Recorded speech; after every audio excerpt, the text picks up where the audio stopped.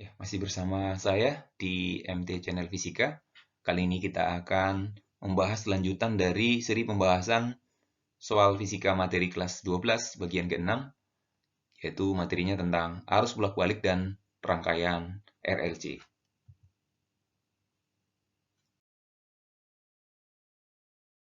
Ya, soal yang pertama,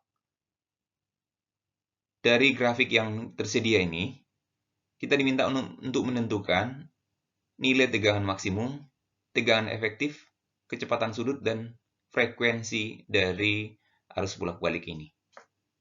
Nah, untuk menentukan tegangan maksimum, ini bisa langsung terbaca pada grafik, di mana tegangan maksimum itu merupakan puncak tegangannya.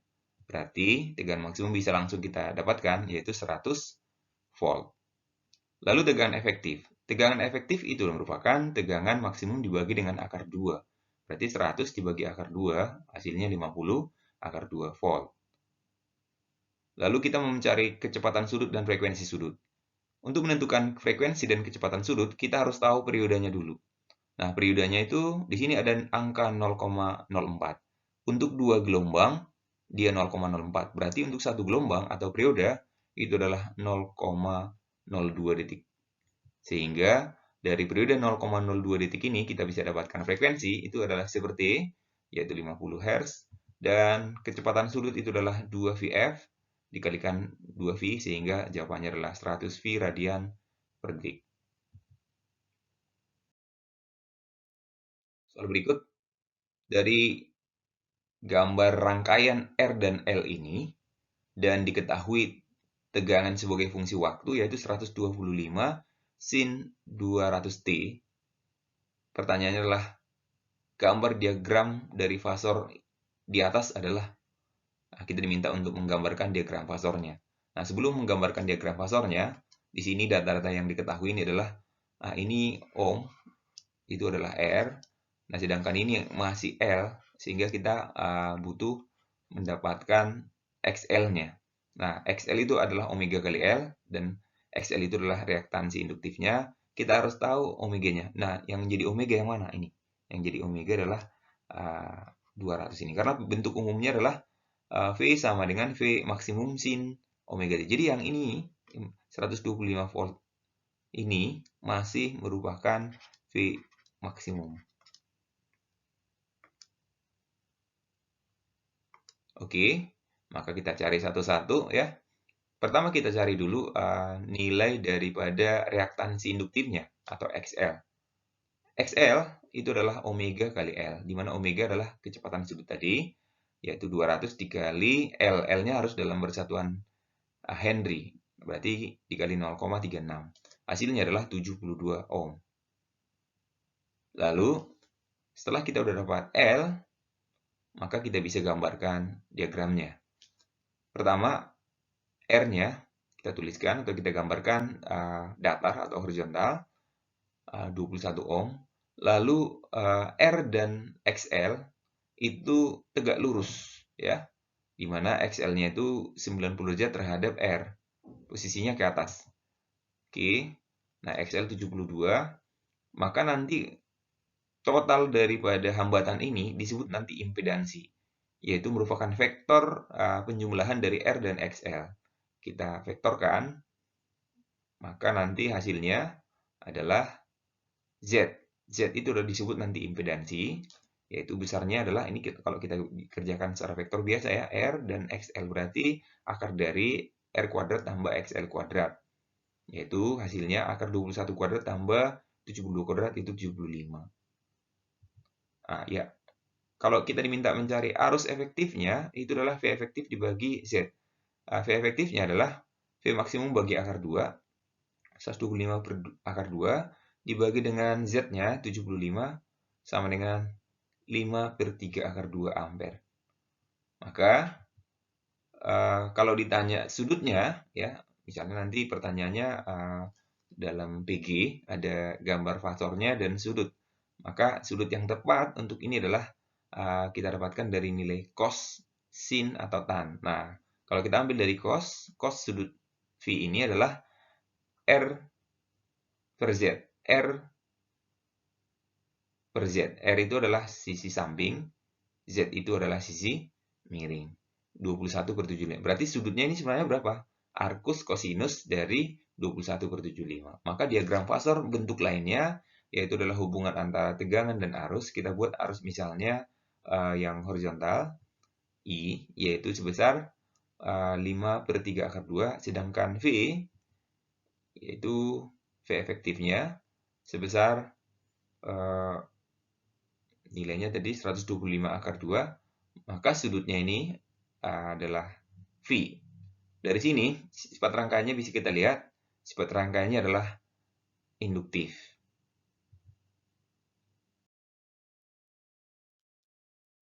Soal berikutnya masih di rangkaian RLC, di mana di sini tegangan yang terukur pada hambatan atau R 100 volt, tegangan yang terukur pada induktor adalah 150 volt, dan tegangan yang terukur pada kapasitornya adalah 75 volt.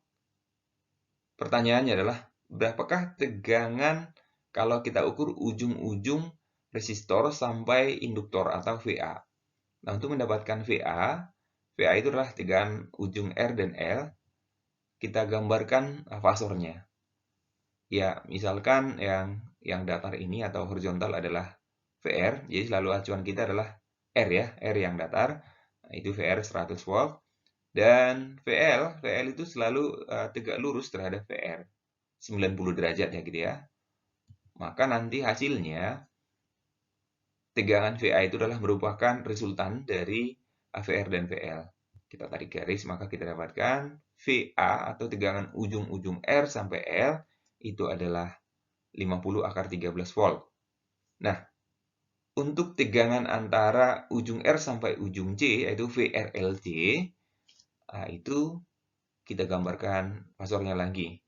VR 100, lalu VL tadi 150, di mana sudut antara VR dan VL itu adalah 150, sudutnya adalah 90 derajat ya, ke atas tadi.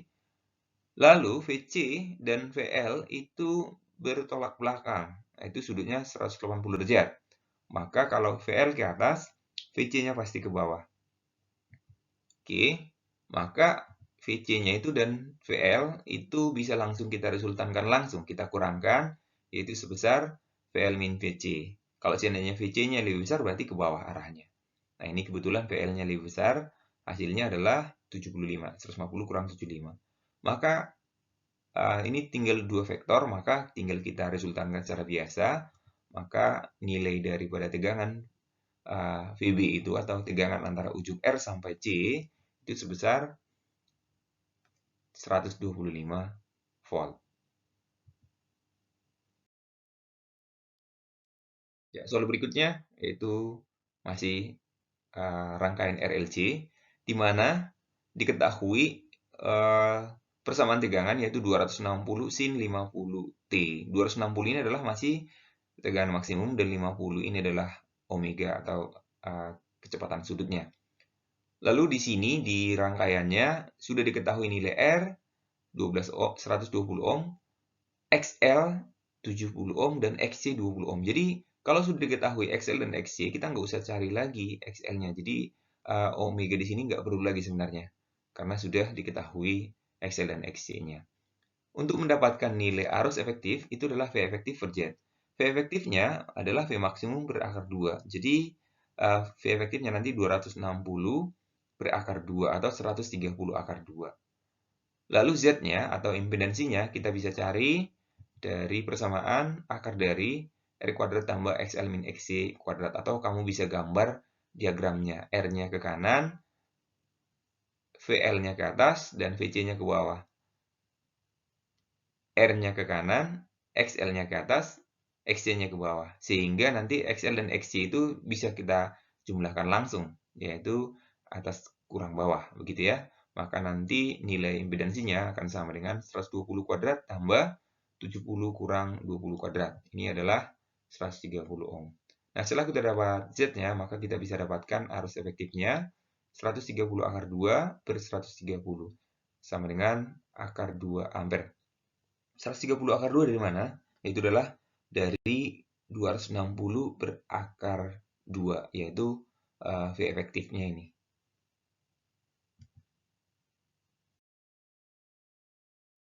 Ya, soal berikutnya adalah soal tentang RLC, tapi yang ditanyakan adalah daya disipasi hambatan 400 ohm.